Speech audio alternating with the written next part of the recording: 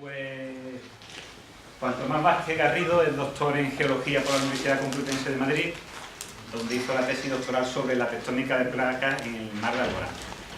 Desde 1986 se dedica a estudiar geología marina, ha sido profesor en la Universidad de Cádiz y desde 2007 trabaja en el Centro Oceanográfico de Málaga. Su línea de investigación es el estudio de la geología, de fenómenos geológicos activos en medio marino. Y para fenómenos geológicos activos en medio marino tenemos uno ahora mismo, que es toda la actividad volcánica en la isla del Hierro, de la que nos va a hablar pues, en esta charla. Pues, sin más, somos todos tuyos y te escuchamos atentamente. Pues muchas gracias por esta invitación que me hacéis. Bueno, a lo largo de la charla primero os hablaré un poquito de tectónica de placas, no mucho, simplemente para introducirnos un poco al vulcanismo. También hablaremos un poco de las técnicas de geología marina, también para que veáis luego un poco los datos que ofrezco, cómo los hemos tomado. Y ya os hablaré de cómo se produjo toda la erupción del Hierro desde la etapa precursora, a base de los datos sísmicos, a después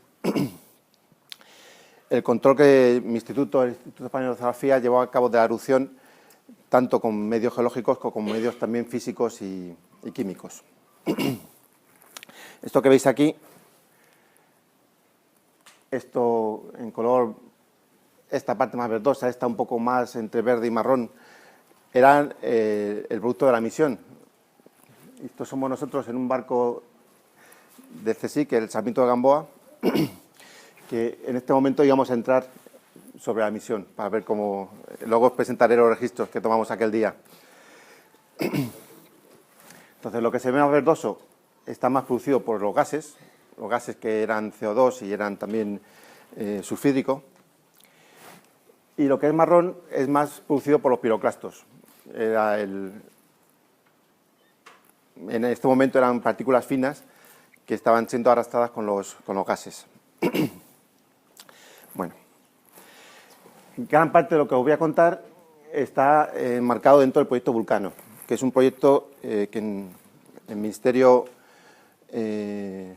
nos concedió para seguir el proceso de la actividad, incluso ahora que ya está en un estado más latente, más durmiente.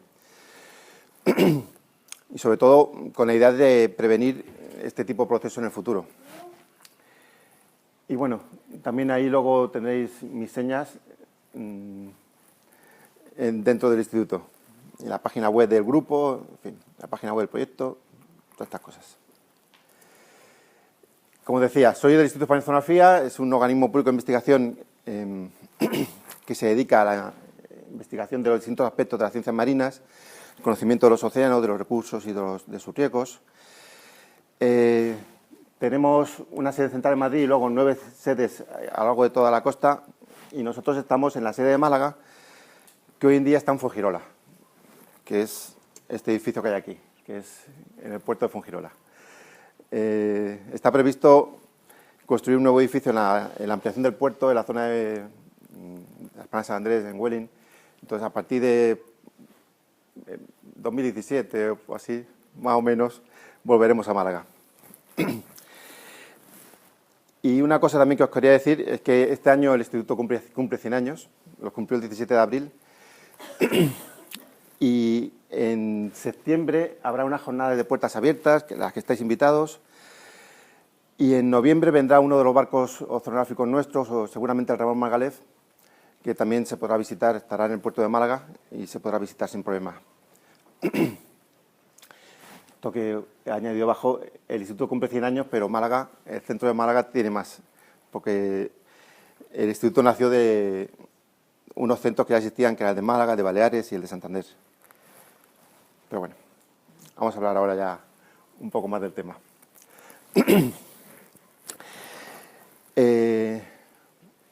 Los procesos volcánicos en la Tierra están relacionados todos con la tectónica de placas, con la tectónica del planeta. La Tierra es una máquina térmica, el calor está concentrado especialmente en el núcleo. Sabéis que el núcleo externo está en estado líquido, hay tal temperatura que el material que se encuentra a esas profundidades, que es una aleación de hierro-níquel, fundamentalmente, pues se encuentra en estado líquido, estado fundido. Ese calor se va transmitiendo luego a las capas que tiene por encima, al manto, y al llegar a la parte superior del manto, la litosfera, que es la parte que comprende la corteza y la parte superior del manto, esa última capa hace como un efecto de tapadera. Es lo que mantiene el calor de la Tierra, retiene el calor de la Tierra. Es como una corteza, una costra fría que retiene ese calor. Pero hay tanto calor que la corteza, esa costra, se rompe. Y esa rotura que presenta esa corteza son las placas. Las placas se mueven por efecto de calor. Hay zonas donde las placas se separan,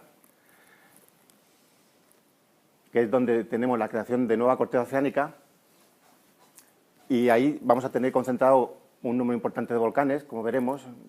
Es más espectacular en la zona de Islandia, porque vemos la dorsal en superficie. Y hay zonas que son los límites convergentes, como toda la parte occidental de América, donde la corteza se destruye.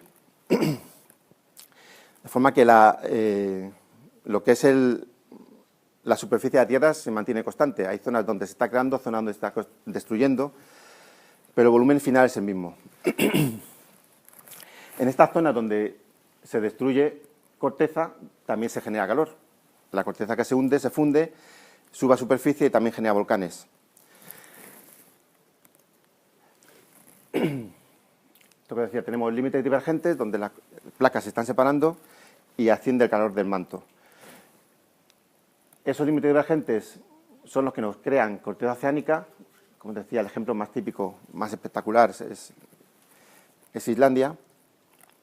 Pero también tenemos zonas divergentes en continentes, donde el continente se está rompiendo, se está creando una zona de separación dentro de ese continente, y también ahí tenemos volcanes. Por ejemplo, el monte Kilimanjaro está en la zona del Valle del Rift de África, y hoy en día ya África no se la considera como una única placa, sino que se considera que el Rift es un límite de placas que está separando la placa de Somalia, que sería esta de aquí, de la placa de Nubia, que es África Occidental.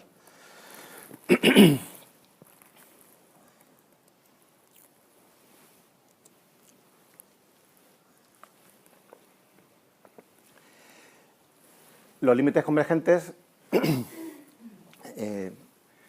pueden también generar volcanes en dos ambientes un poco distintos. Uno, donde tenemos que una corteza oceánica sea destruida por debajo de una corteza continental, por ejemplo en los Andes, y genera una cordillera volcánica, una cordillera orogénica que es volcánica, es magmática. O bien en una zona donde la corteza oceánica se destruye por debajo de otra corteza oceánica. Y entonces lo que se generan son arcos de islas. Por ejemplo, las Islas Marianas o Japón son también edificios volcánicos producidos por esta subducción, esta destrucción de corteza oceánica. Pero hay un tercer ambiente en el que se generan volcanes.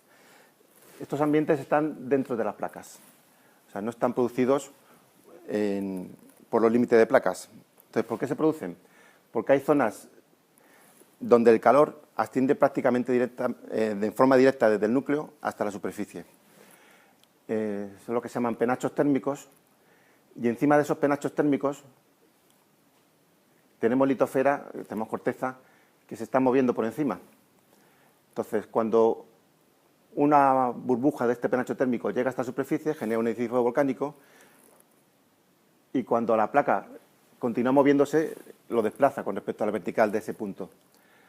Entonces, este proceso se va repitiendo, el magma va ascendiendo a modo de burbujas y va creando edificios, y el movimiento de la placa lo va separando. Entonces, estas son las cadenas que se llaman de punto caliente, cadenas volcánicas de punto caliente, donde la más típica es Hawái. Hoy en día el punto caliente se considera que está situado un poquito al este de Hawái, y que ya todas las montes submarinos y islas volcánicas generados por este proceso se han alejado. De hecho, aquí en el pequeño, esto sería la cadena de Hawái. Voy a poner para acá para que lo veáis todos. Y esto es la continuación de otra cadena que se llama Emperador, pues forman todas una misma cadena volcánica formada sobre un mismo punto caliente, que estaría situado al este de Hawái. Entonces, lo que nos marca también es cómo la placa pacífica se ha ido moviendo sobre este punto caliente desde hace 70 millones de años, que es el último monte submarinos que tenemos en la cadena Emperador.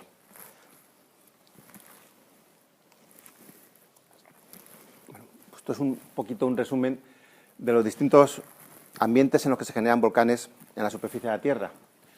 La mayor parte están concentrados en lo que se llama el cinturón de fuego del Pacífico, que son zonas de subducción, donde la corteza se destruye. Y aunque en las dorsales hay un gran número de creación de corteza oceánica, un gran volumen de creación de corteza oceánica, los volcanes que se generan no son tan espectaculares. Hay numerosos volcanes, pero no llegan nuevamente a la superficie y por eso no tienen el reflejo luego en la cartografía. El más famoso, como os decía antes, son los volcanes de Islandia, pero las Azores también son volcanes de dorsal. Asunción, que estaría por aquí, también es un volcán de dorsal. Las Islas Galápagos, la isla de Pascua, son todas islas volcánicas creadas en las dorsales oceánicas. Y luego tenemos toda una serie de cadenas de montes submarinos dentro de las placas, fundamentalmente de las placas oceánicas. Y las Canarias, tradicionalmente, se ha propuesto que es también una cadena volcánica de punto caliente. ¿Por qué no es tan espectacular como Hawái? Bueno, pues que en principio porque la placa africana, que es donde se encuentran las Islas Canarias, es mucho más lenta, tiene una velocidad mucho más baja. Entonces no se desplaza tan rápido sobre ese punto caliente, con lo cual los edificios tampoco tienen tanta extensión.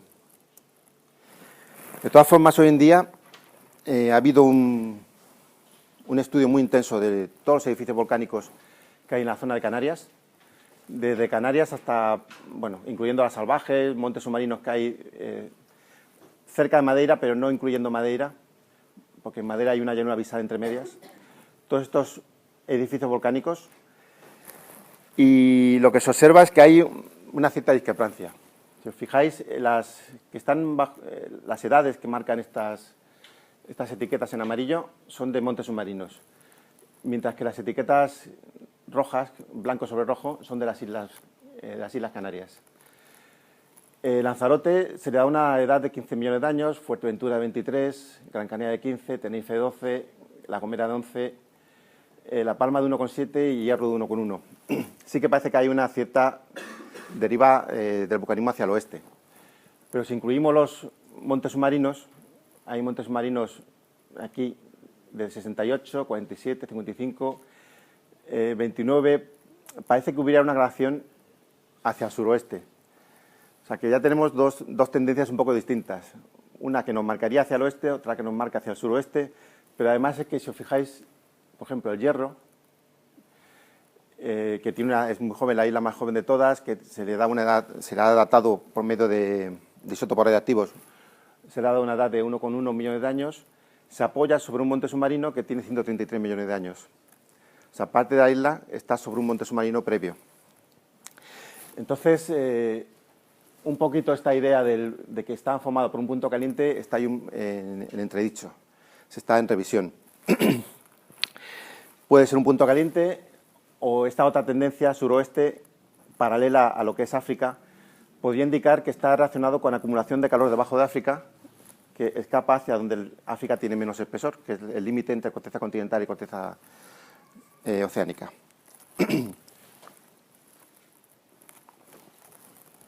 O bien que el punto caliente en Canarias no es un único punto, sino que tiene como varias salidas, como si fueran dedos, de forma que pueden estar funcionando cada uno de estos dedos en distintos momentos, que también es lo que parece indicar las últimas erupciones en las islas.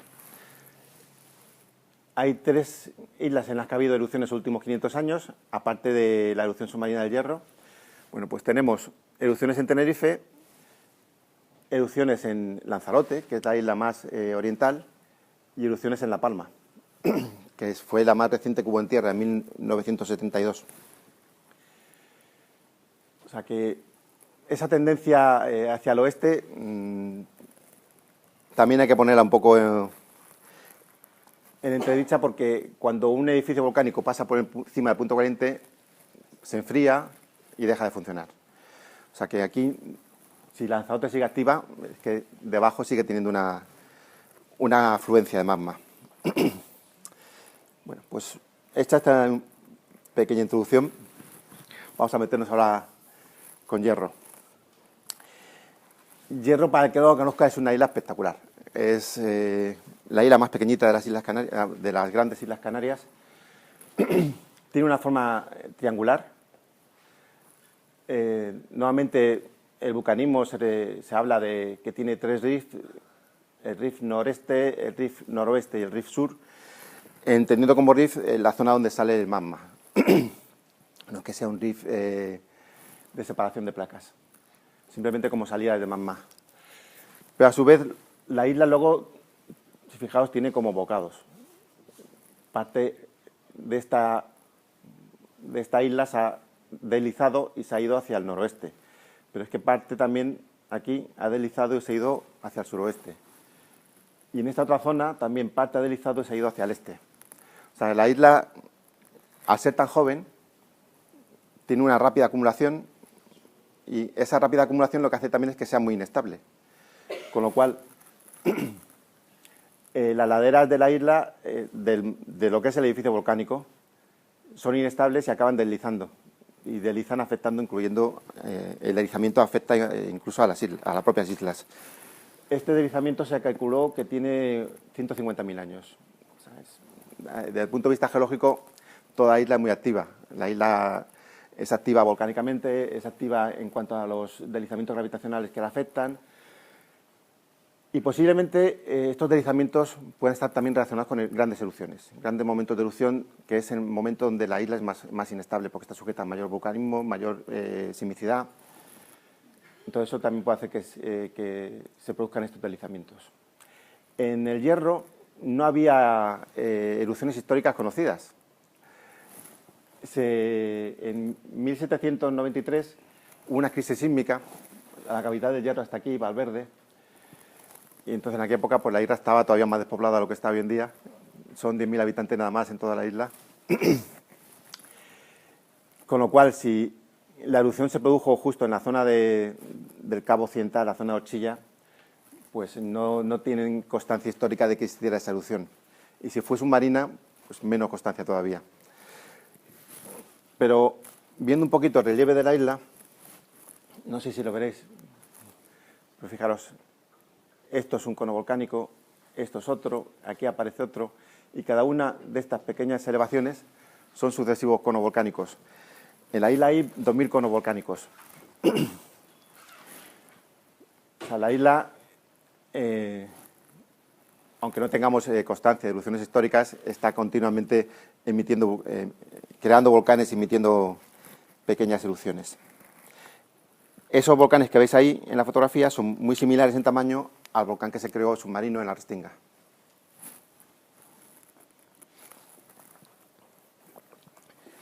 Que la Restinga es esta.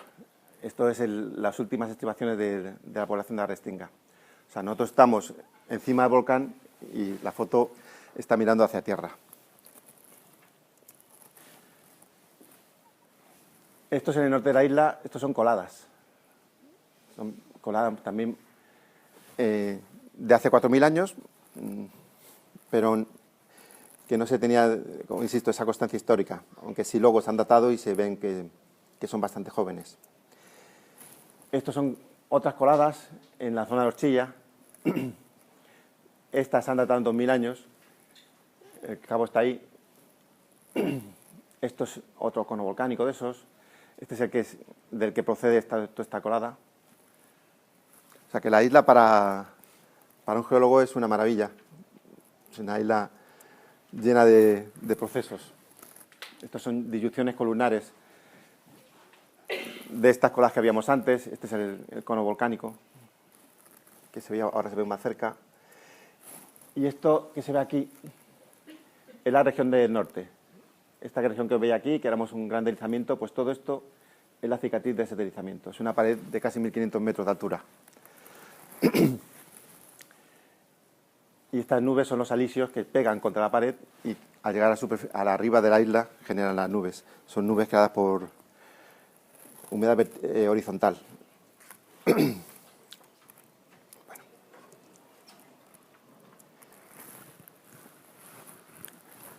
Para el seguimiento de la actividad se utilizan un gran número de sensores, un gran número de herramientas que incluyen aspectos geológicos como de sismología. La sismología va a ser muy importante para controlar el proceso eruptivo. La geodesia también es importante porque nos está dando la elevación que se está produciendo por la dilatación magmática de la isla. La geoquímica. Hay continuas emisiones de gases en los que se está midiendo el CO2 o se está midiendo el radón o radon, que también son parámetros que indican la actividad. Por supuesto, los cambios de temperatura.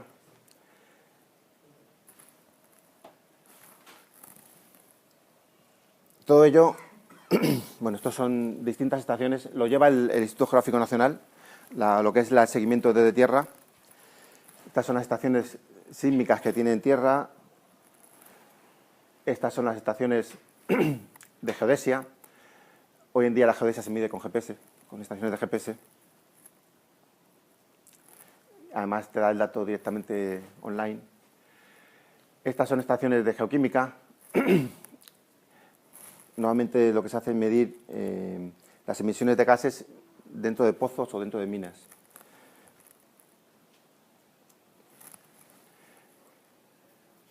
Y estas son ya estaciones de galimetría. La galimetría da menos datos para el seguimiento del vulcanismo. Pero bueno, no está mal tener todo esto. Y estos son los... toda la actividad sísmica previa a la erupción. O sea, hubo una gran actividad a partir de junio, quiero recordar.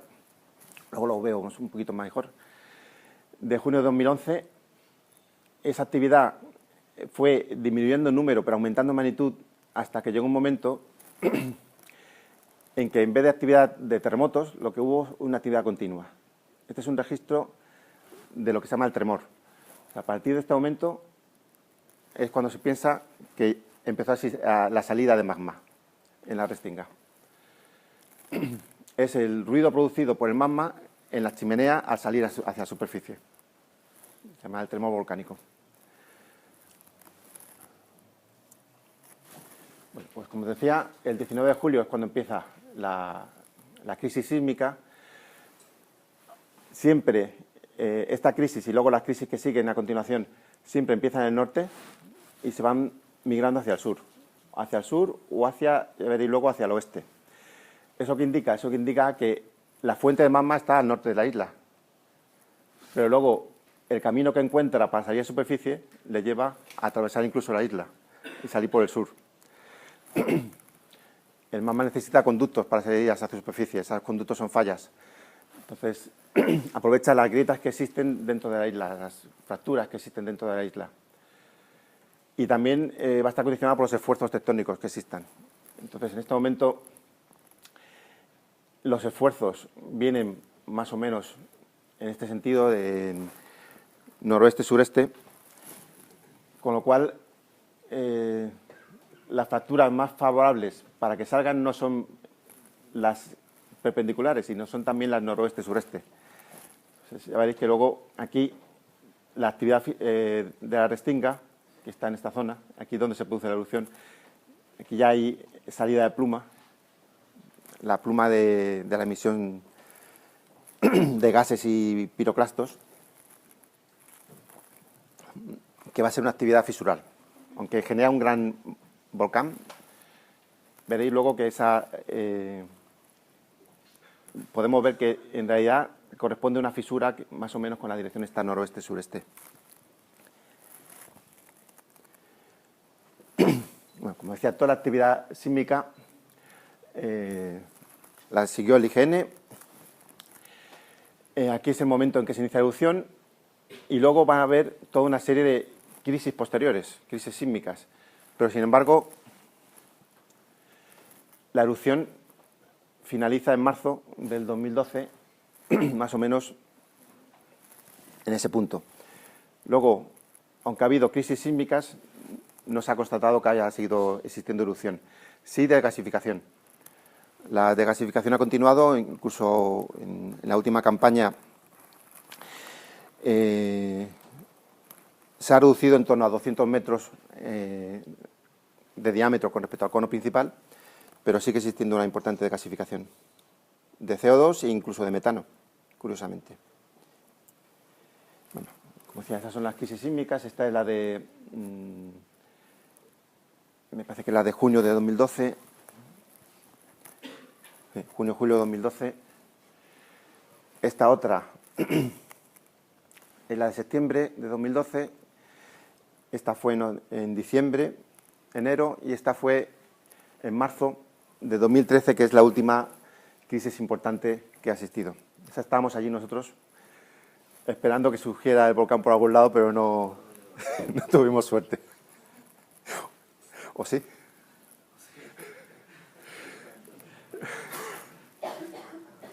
Bueno, esto es un resumen de toda la sismicidad. Casi se veía mejor en el otro, que hay menos terremotos. Si os fijáis, hay dos colores bien definidos. Más o menos uno de 15 a 20 kilómetros y el otro entre 15 y 10. Bueno, pues se piensa que el proceso tiene dos cámaras magmáticas consecutivas.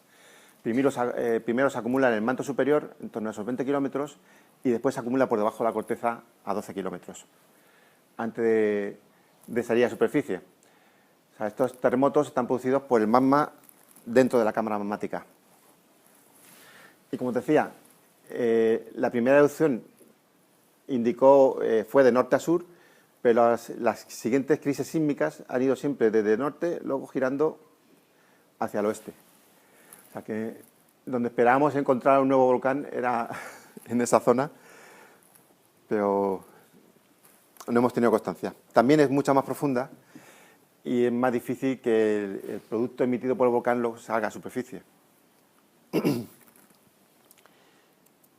Tendría que tener mucha más fuerza.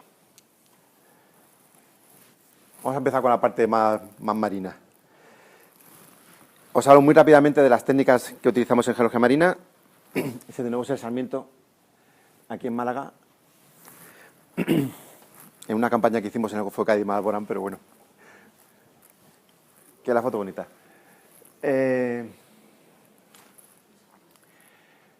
Tenemos una serie de técnicas que incluyen desde observación directa, observación acústica, observación sísmica y luego obtención de sedimentos y rocas. La observación directa se hace hoy en día con vehículos de observación remota o de observación remolcada. En este caso es uno de observación remota, esto es un ROV, que el ROV tiene distintas herramientas, por ejemplo, pinzas, un brazo que es una pinza que permite coger rocas o que permite tomar pequeños testigos de sedimentos del fondo. Tiene otro brazo que es más una garra que permitiría coger rocas y luego tiene numerosos sensores. Puede llevar una CTD, que eso nos da conductividad eléctrica, temperatura y presión. Puede llevar botellas de agua, botellas Niskin para coger muestras de agua. Puede llevar sensor de CO2, sensor de metano, sensor de oxígeno disuelto en el agua. Con lo cual, cuando hacemos una inmersión con el ROV, no solamente estamos obteniendo las imágenes, obteniendo muestras del fondo a partir de lo que estamos viendo directamente, sino que además estamos obteniendo una serie de datos adicionales que van a ser muy importantes también para conocer los procesos marinos.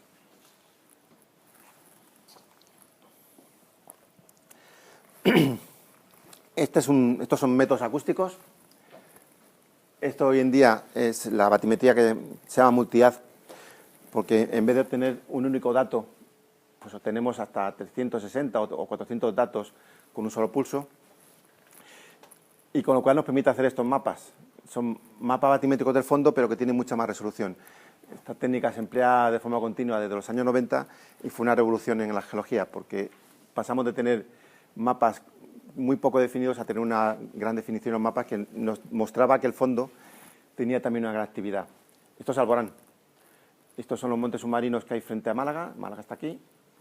Esto es la dorsal de Alborán. Aquí está la isla de Alborán. Y si os fijáis, todo esto son una serie de estructuras que están atravesando el fondo, atravesando los montes submarinos incluso, son fallas activas.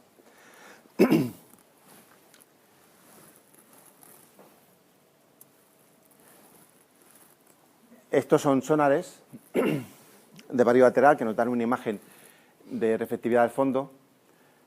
Por ejemplo, aquí lo que vemos son formas de corriente, como la que veríamos en un río o la que vemos en las playas, pues muy parecidas, pero tomadas en la desembocadura de Guadiana con un sonar. Y esto otro es también un sonar, pero esto es el Prestige, la popa del Prestige. Se ve, cayó aquí y cómo deslizó por el fondo.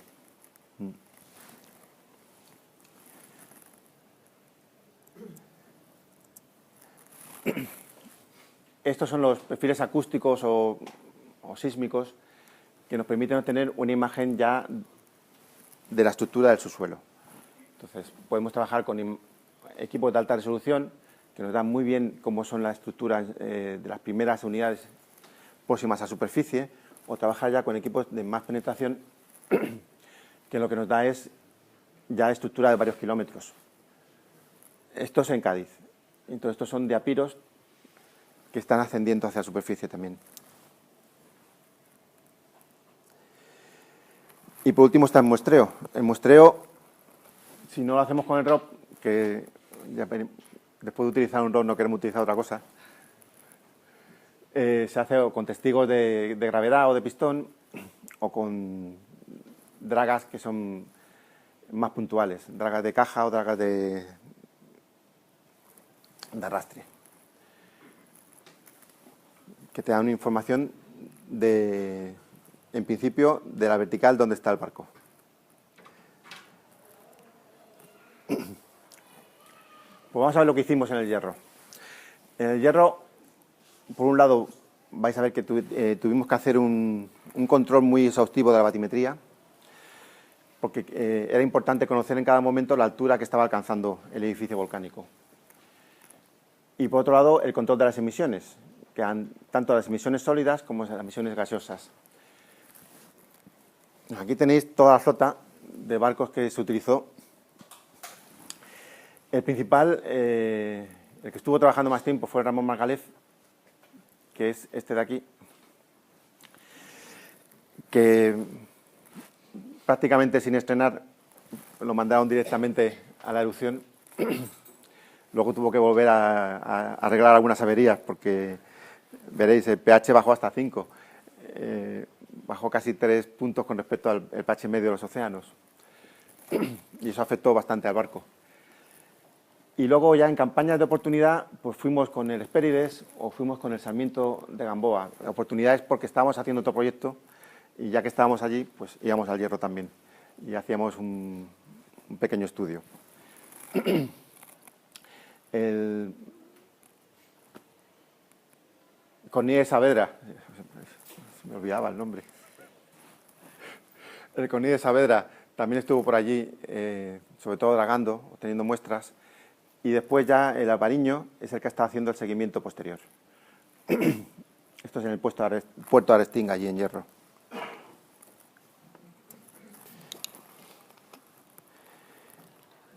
Os decía, es importante conocer la batimetría de la erupción.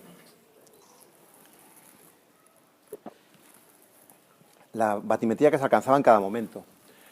Y eso es porque a mayor presión los gases que se liberan están sometidos a una mayor dificultad para expandirse. Pero sin embargo, si el volcán está más superior, esa dificultad es mucho menor. Con lo cual, el gas que viene por la chimenea llega a una superficie relativamente pequeña y lo que puede producir es una gran explosión. Entonces, el peligro que había es que se produjera esa gran explosión. Este fue la mayor burbuja que llegó a superficie. Esto se ha medido desde lejos, se calcula que tenía 25 metros. El Margalef estaba a una milla de esta burbuja en ese momento. Si lo hubiera pillado dentro, no estaría aquí. Exactamente. Había siempre una observación desde tierra que le decían si podía o no podía entrar en la zona. Pero de todas formas, tuvieron su peligro.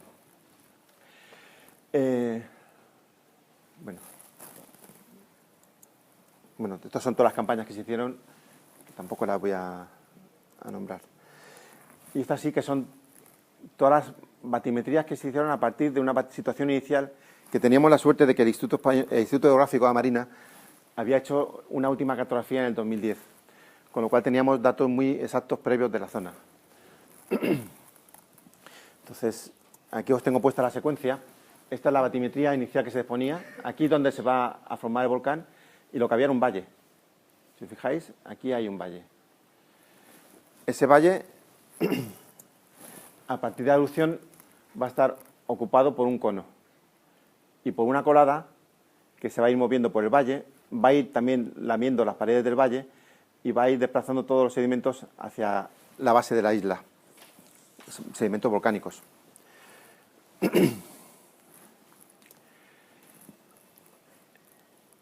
Bueno, aquí os digo, tenéis las distintas fases en las que estuvimos nosotros, nuestros compañeros del Instituto de Oceanografía, trabajando. Aquí el cono tenía una altura de 160 metros y, curiosamente, cuando volvimos un mes después, había bajado a 240. O sea que el crecimiento del volcán también fue a pulsos. Es lo que os decía antes de la isla. Todo lo que crece muy rápidamente es inestable, con lo cual se va colapsando. Va colapsando, va aumentando la base y eso le permite a su vez ir creciendo. Este ya es en enero de 2012. Cada vez está más desarrollada la colada, está más amplio lo que es el cono volcánico. Ya en febrero la colada pasó una pequeña barrera que había en esta zona, este estrecho, y llegó hasta la base de la isla. Y a partir ya de junio, prácticamente, con pequeñas modificaciones, está como lo tenemos hoy en día. Si os fijáis, este es el cono principal, pero luego hay toda una serie de conos pequeños que vienen por aquí. Por eso os decía que es fisural. Aunque hay un cono principal, luego los pequeños, que han sido los últimos en ser activos, se han ido formando según esta dirección noroeste-sureste.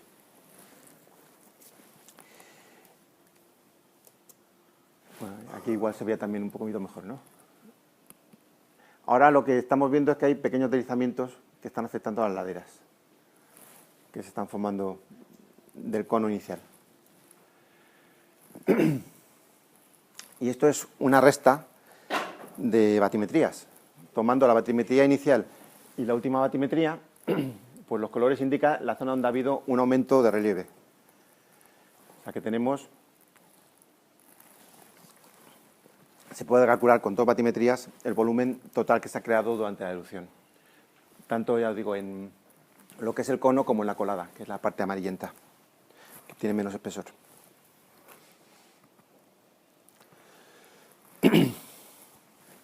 Esto es uno de estos pequeños, ese pequeño pulso que vimos, el estado inicial, este valle de aquí. En el valle se crea ese edificio que llega a los 160 metros y el colapso, que es esta estructura circular. Aquí se ve que el volcán es un cono, mientras que aquí se ve un anillo. Tiene un cono en el centro del anillo, pero luego otro reborde, que es el cráter de colapso. Que después, si habéis fijado, podemos ir para atrás un momento, ese cráter de colapso ya no existe, porque ha sido tapado por la nueva continuo crecimiento del volcán. queda un pequeño resto aquí arriba, que es del primer cono que se formó.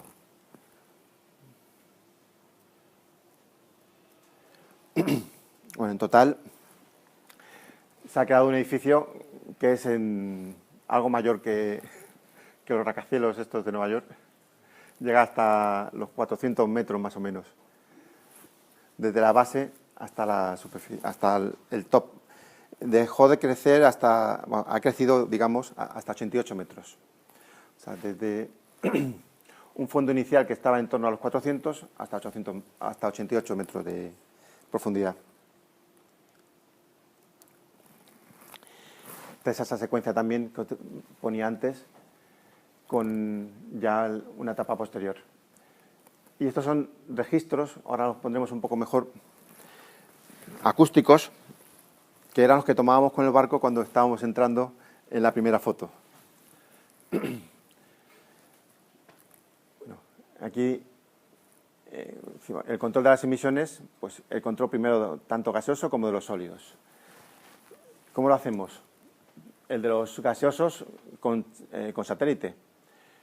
Desde el primer momento se hizo un estudio completo, continuo, de cómo se propagaba la pluma de emisión, sobre todo por el alto contenido en azufre que tenía, la baja en pH que producía, y aunque la mayor parte del mar de Alcamas, que es la parte suroccidental de la isla, lo que está afectado, ha habido momentos, no sé si veo alguno aquí, por ejemplo, que la pluma dio la vuelta a toda la isla y llegó también a la zona norte, a la zona del Golfo. Aunque esa zona estuvo menos afectada. Las emisiones, el control de las emisiones se hacía primero de forma directa, con imágenes también de satélite, imágenes aéreas. Se tomaba, bueno, se fue con el ROR nuestro y se bajó en la parte más profunda del cono, no se llegó a la parte activa. Fijáis, ahora cuando os pongan las imágenes nuevas son muy parecidas, solamente que un poco más degradadas. Se tenía un buen control. Esto es una sonda acústica para pesca, la EK. Bueno, pues esta sonda en realidad lo que te da es todo lo que está en suspensión en el agua. O sea, que a nosotros nos sirvió no para localizar los recursos pesqueros, sino para localizar dónde estaba el núcleo de la emisión volcánica. Está también en la misma sonda. Entonces, como va moviéndose en función de la densidad de piroclastos que tenía. Otra técnica fue también con la propia sonda de batimetría. La sonda de batimetría también tiene un módulo que te da imágenes del agua y ahí también se localizaron posibles emisiones al norte de la isla, pero esas emisiones nunca más se han vuelto a detectar en el momento inicial.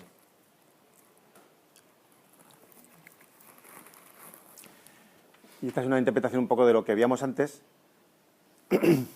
como la pluma, en función de la cantidad de partículas que tenía, pues lo más pesado caía en la base del volcán, mientras que lo más ligero se propagaba y formaba esa pluma de emisión que se reflejaba bien en las imágenes de satélite. A su vez, las coladas bajaban por la dorsal, por los flancos del cono volcánico y formaban una colada de piroclastos que a su vez se movía pendiente abajo hacia la base de la isla.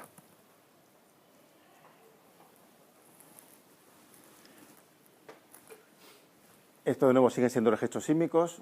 Yo voy a poner, que tengo este que es más bonito, porque estos son 3 pasadas con el barco continuas. O sea, pasamos una vez, volvemos para atrás y volvimos para adelante. Entonces se ve muy bien distintos episodios del ascenso de la pluma. Como decía, la pluma no es continua, la pluma son como burbujas. Aquí vemos una de esas burbujas. La burbuja va ascendiendo, al llegar a la superficie explota y luego después se expande.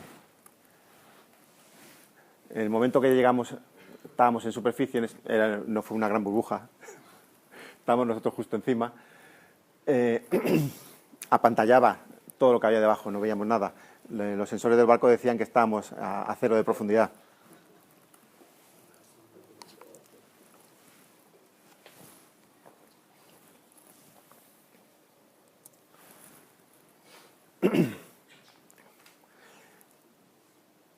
Luego, bueno, las emisiones sólidas son las típicas que se producen en cualquier erupción, las bombas, piroclastos, la pilli, ceniza, en función del tamaño.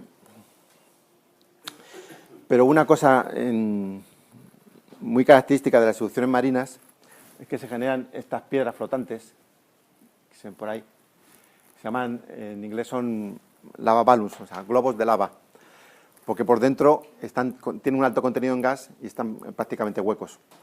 Entonces, cuando llegan a superficie, flotan, se enfrían, hay que se están desgasificando. Entonces, esto es la desgasificación de uno de esos balones, de esos globos, y entonces al enfriarse y llenarse de agua, se hunden.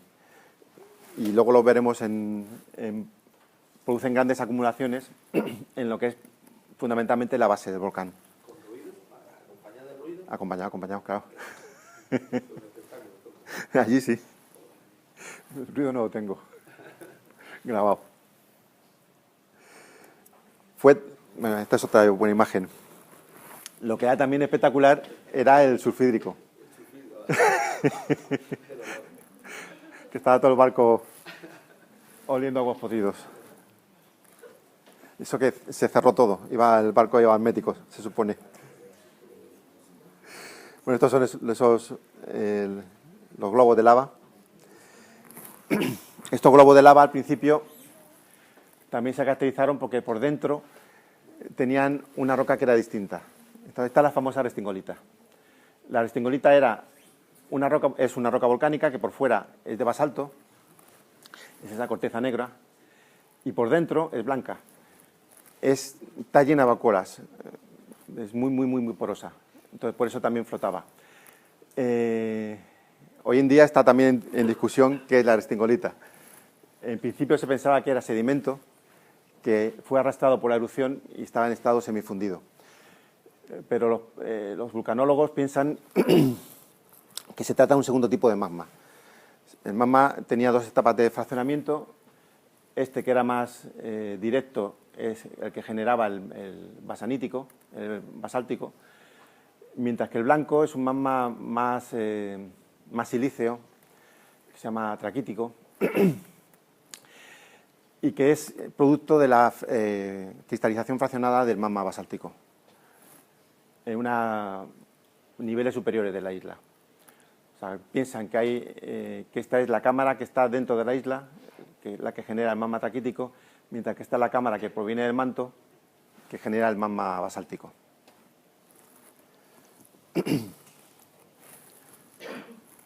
Bueno, esto ya son las rocas que ya son más típicas de la erupción. O sea, porque estas fueron las iniciales, que fueron las más famosas, pero estas son las que luego se convirtieron en lo que es la auténtica erupción. Son magmas basálticos, fundamentalmente. Muy oscuras, que luego cuando se alteran pues van a coger tonos marrones.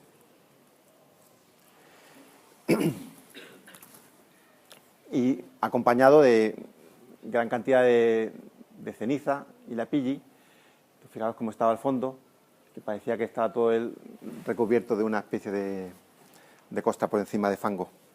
No era fango, sino que era ese fragmento de pequeño tamaño, menor a 1 milímetro.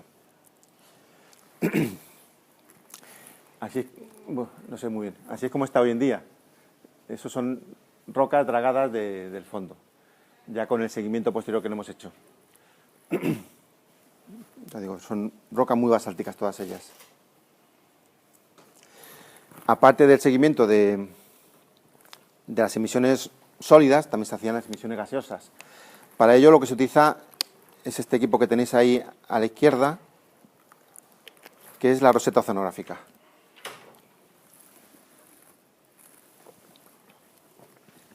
Estos son botellas Niskin para muestrar el agua. Entonces lo que se hace es, bueno, además del carrusel de botellas, va también CTDs, van sensores de oxígeno, de CO2, como comentaba antes, Entonces eso se baja al fondo, te va dando un perfil de las características, de los distintos parámetros a atravesar el agua, de conductividad, temperatura, de presión, de oxígeno, de los distintos sensores que hayamos colocado en ese momento. Y luego al subir se van abriendo las botellas y te va cogiendo el agua de la profundidad a la que estás en ese momento abriendo la botella. Con lo que tienes un buen registro. Había emisiones de gas, por eso van los compañeros con estas caretas. Eran máscaras antigas. Y luego se utilizaron los bongos para coger el piroclasto. O sea, los bongos de planctónico se utilizaron en realidad para coger el piroclasto en suspensión. Esto se hizo un control exhaustivo a lo largo de toda la isla. Todo eso son estaciones realizadas en distintas campañas para el seguimiento de la actividad, cuando estaba el volcán activo. Estaciones de roseta oceanográfica. Entonces, lo evidente es que había un gran aumento de temperatura en la zona del volcán, que es de hasta 18 grados, creo, con respecto a la temperatura normal. Y un aumento de los compuestos de azufre, también muy fuerte en la zona del volcán. Una disminución del oxígeno y una disminución del pH. Como decía, el pH bajó hasta 5, que era precisamente el límite de funcionamiento de los equipos del barco. Si teníamos un valor por debajo de 5, teníamos que irnos de allí. Estos son los principales resultados del trabajo en ese momento. Como decía, un aumento muy alto de temperatura, pues de esos 18 grados, una acidificación,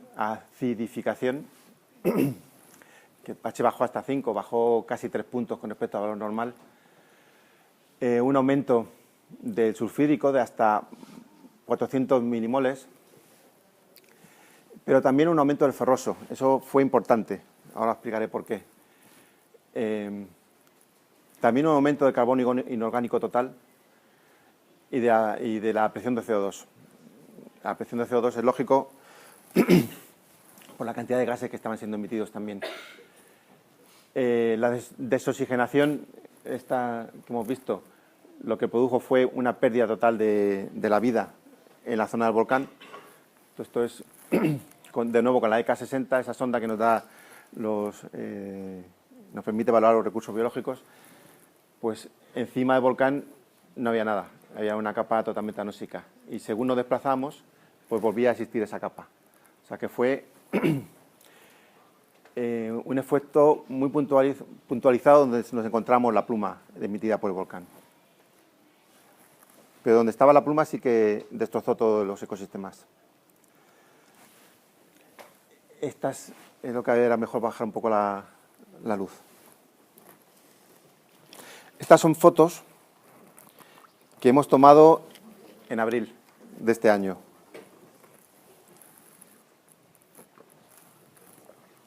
Entonces vamos a hacer un recorrido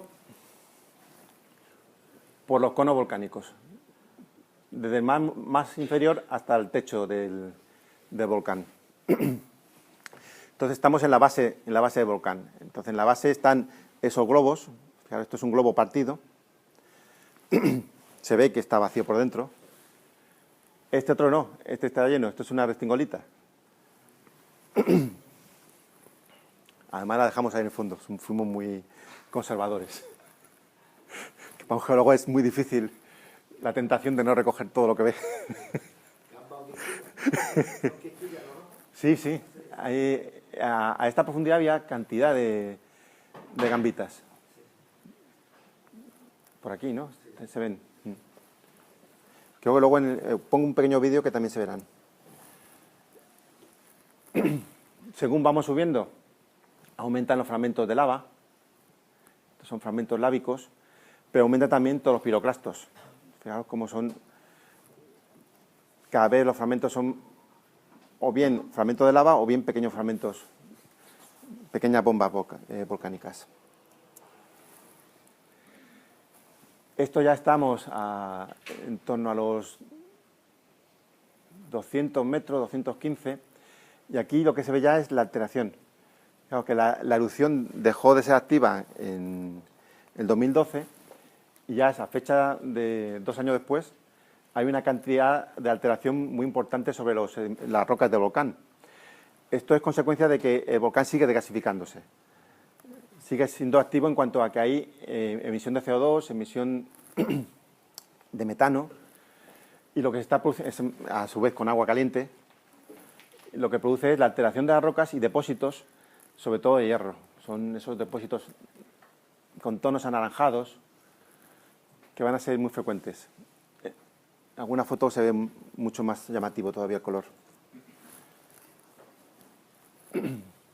Los negros no, los negros son piroclastos.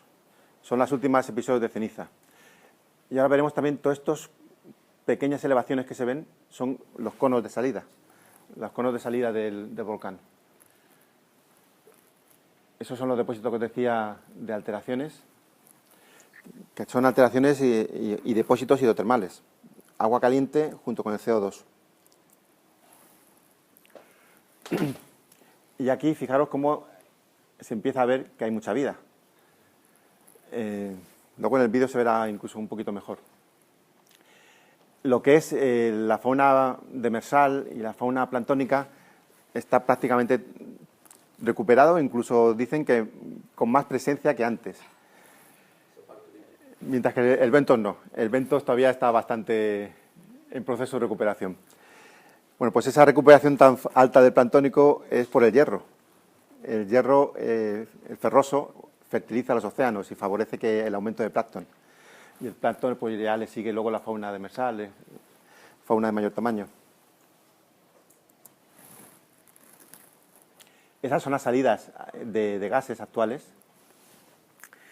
Fijaros como en la salida, en lo que es en torno a la salida, pues hay un precipitado un poco más claro porque todavía no se ha oxidado. Aquí ya estamos en torno a 218 metros. Esto es uno de los conos también.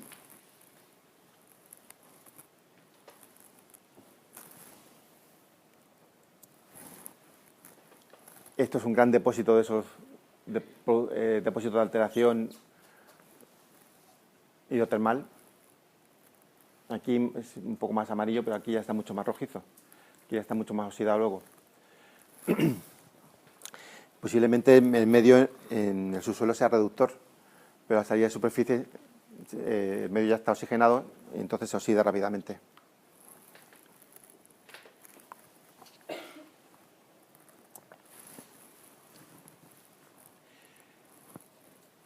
Aquí de nuevo otro cono a 114 metros y fijaros ya cómo se empieza a ver que hay una cierta luz ambiental.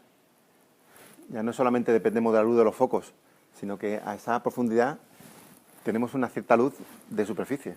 O sea, las aguas son muy claras, muy limpias. La cantidad también de fauna que existe a estas profundidades. Esto es la antigua salida, un hornillo que llaman en las Islas Canarias.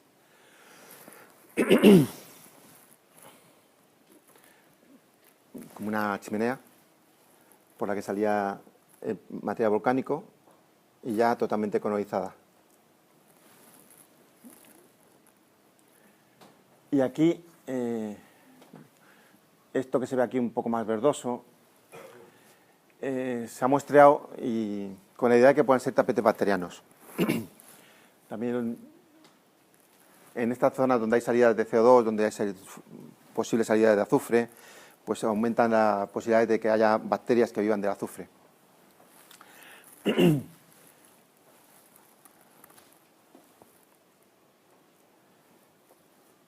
Y eso es en el techo actual del volcán. Esos son los 88 metros.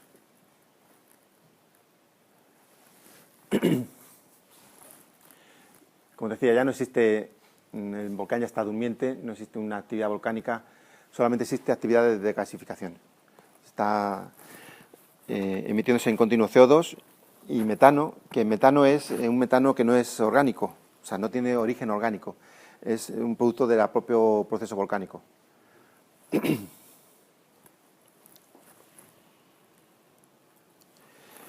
Bueno, este es un poco el modelo geológico que se ha propuesto de dos cámaras volcánicas, una en el manto y otra en la base de la isla, que no están directamente debajo del conducto eruptivo y que el material, como decía, que sale del manto es el más basáltico, el que está acumulado debajo de la isla sería el que tiene un origen más traquítico.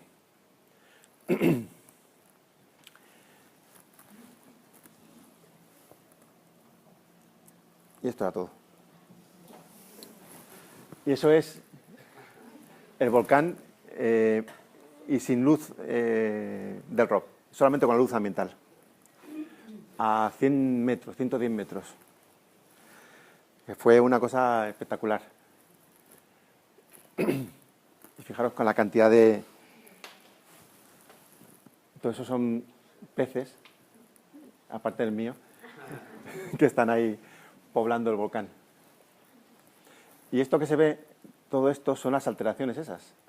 O sea que existe se está recubriendo como una especie de nieve, pero que no es nieve, son las alteraciones hidrotermales.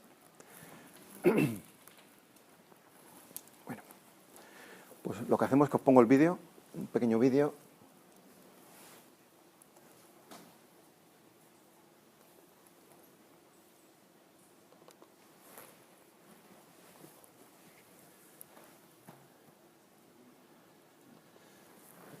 Que este es un resumen, en realidad. Esa es también la base del volcán, esos son lavas, posiblemente almohadilladas. Esas dos luces que se ven siempre son punteros que lleva el ROP para tener una idea del tamaño de lo que estamos viendo. La diferencia entre los dos punteros son 50 centímetros. Esos son los balones de lava. Fijaros los camarones que decíamos antes, las pequeñas gambitas. Los conductos de lava. Estos de aquí, estos son, ahí están también de nuevo los camarones.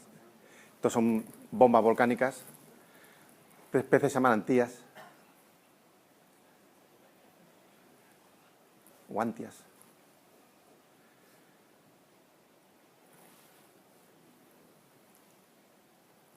Todo esto negro es la pili, es ceniza volcánica.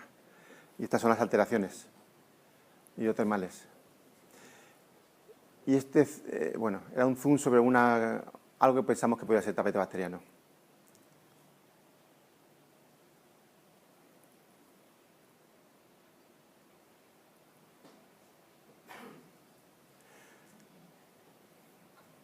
Todo esto está, el equipo o sea, está conducido desde el barco. O sea, en el barco hay un contenedor donde están los pilotos manejando. Ahí hay un pulpo.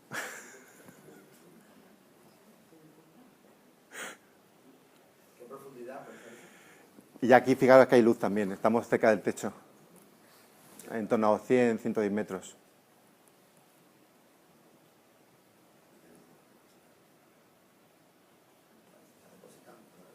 Sí, estas son las alteraciones hidrotermales.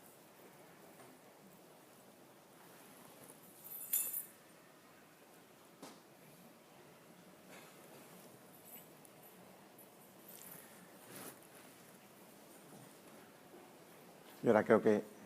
Bueno, esto es todo lo que pensamos que puede estar relacionado con alteraciones hidrotermales o con tapetes bacterianos. Esto de aquí, que parece que tengan como filamentos, pues que está moviéndose un poco por la propia turbina del ROP. Pero esto es, pensamos que podrían ser esos tapetes. Bueno, ya si lo dejo se repite. Esto sí que es todo ya. Bueno, pues si tenéis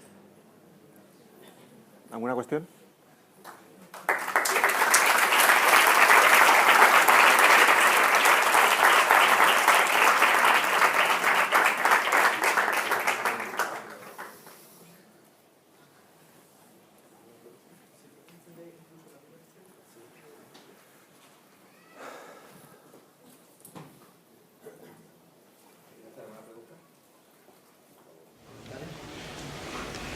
voy a preguntar yo.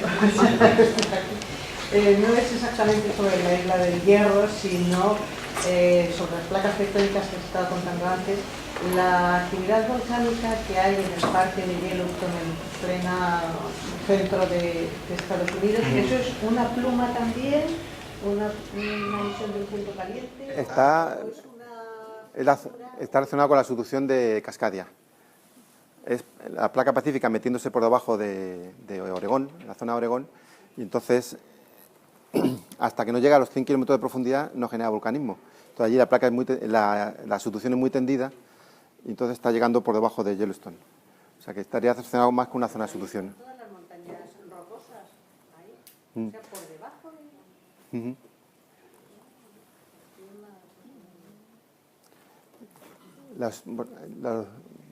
¿Te acuerdas de la erupción de Santa Elena? Ese está un poco más cerca de la costa, pero está interior también de la cordillera rocosa y es uno de los edificios volcánicos de esa subducción. Yo creo que ha sido un festival para los científicos, ¿no? O sea, que ha sido toda esa cantidad de barcos que han acudido, ha habido también de otras nacionalidades, además de los españoles. Para el estudio del hierro no, porque digo, el gobierno asignó directamente al instituto, al IEO, el seguimiento de la actividad y luego lo que sí ha habido es otros proyectos que bien teníamos con nuestras instituciones o que tenía la Armada. Entonces, al pasar cerca de allí, pues aprovechaba y se hacía también un par de días o 3 de trabajo. Sobre todo para el seguimiento de la batimetría, que era muy importante tener un control muy exhaustivo. Entonces, eso venía bien como apoyo adicional. Lo que sí, hay muchos estudios del entorno de las islas, donde sobre todo trabajan los alemanes. Sí. Bueno, alemanes que trabajan casi todo por todo el mundo, pero bueno. Las dataciones que os he puesto en una de las primeras diapositivas es un trabajo de un geólogo alemán, de Geomar. A todo el mundo tenía como ilusión de que hubiera una isla de hierro 2, sí. Una Ferrosa. ¿Sería el nuevo nombre de la isla? ¿Hierro 2? No lo sé. Está gracioso, sí. ¿No va a llegar a la superficie? De momento no. Ahora mismo está durmiente. El edificio, lo que es, en realidad todo el edificio es la propia isla. Entonces, la sismicidad ahora mismo está muy parada, con lo cual indica que el magma también está muy tranquilo, pero lo único que hace falta es tiempo, que se vaya acumulando magma, se vaya acumulando presión, y entonces de nuevo tiene que volver a salir. Y yo creo que, aunque no haya evidencias históricas, claro, estamos allí desde hace relativamente poco tiempo. Seguro que no existe un periodo de recurrencia, pero igual cada 500 años, una cosa así, tiene que haber alguna erupción. Lo curioso fue la última erupción de Lanzarote, porque esa ha sido de las más permanentes en la erupción de Timanfaya. Duró durante 6 años, o sea que esa sí que fue una erupción que estuvo mucho tiempo activa, sí.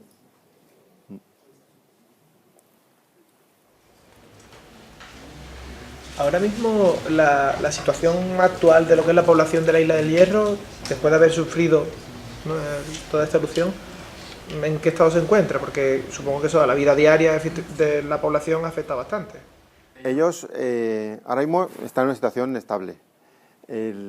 La Restinga, que es donde la población que estaba cerca del volcán, que era el antiguo puerto de la isla, la evacuaron y todos los comercios aquellos quedó destrozados. Vivían sobre todo de la pesca artesanal, porque la zona es una reserva marítima integral, y del turismo de buceo. Claro, todo aquello se paralizó. Entonces, hace 2 meses han vuelto a empezar con lo del turismo de buceo. O sea que ha habido un año, o casi 2, donde han tenido que perder un gran poder económico. O sea que ahora mismo es posible, digamos, pero no hay ningún tipo de problema en bañarte, digamos, en las aguas del Hierro, ¿no? No. De hecho, yo tengo familia allí viviendo y ellos tenían más miedo a los terremotos, no al volcán. Al volcán esperaban todos que saliera. Eran soluciones que salían a la superficie porque así atraería más turismo. Y con respecto a la pesca y demás, ahora mismo sería... Ahora mismo ya se puede pescar también. Yo digo que la pesca allí no es intensiva, es solamente artesanal. Y digamos que los peces son aptos para el consumo, digamos, no... Sí.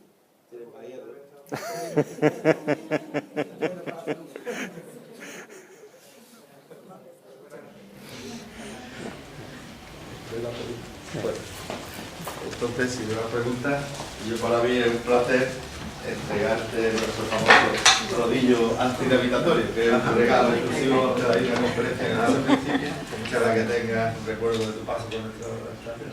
Muchas gracias. Encantado.